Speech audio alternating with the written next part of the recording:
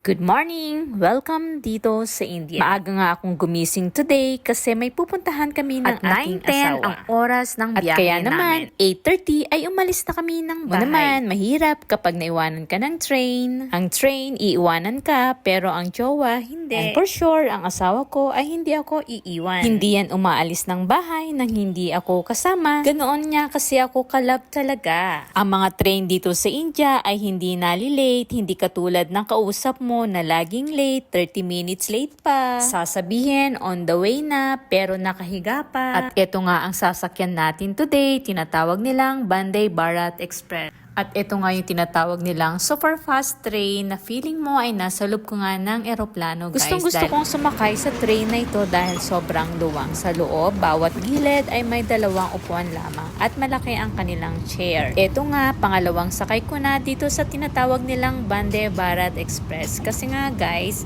super smooth ng takbo ng train at hindi ka naaalog-alog talaga.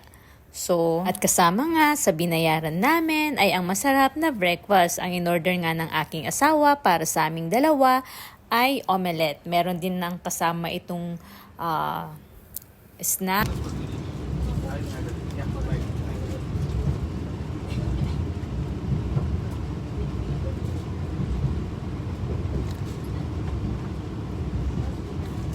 Mula sa kinauupuan ko nga guys, ay ito ang makikita mo na napakagandang tanawin. Dahil mula sa upuan, dahil nga malaki yung bintana, ay ito yung tanawin na makikita mo. Nasa tuktok kami ng hills guys.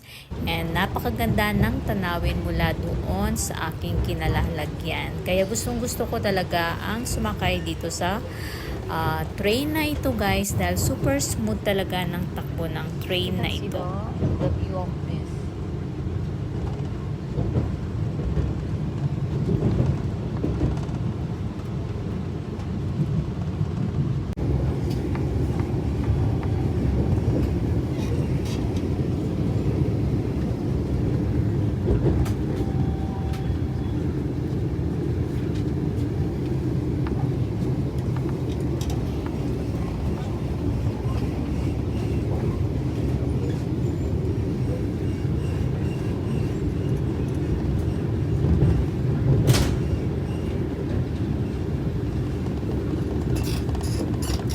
Yes, I remember this the first time.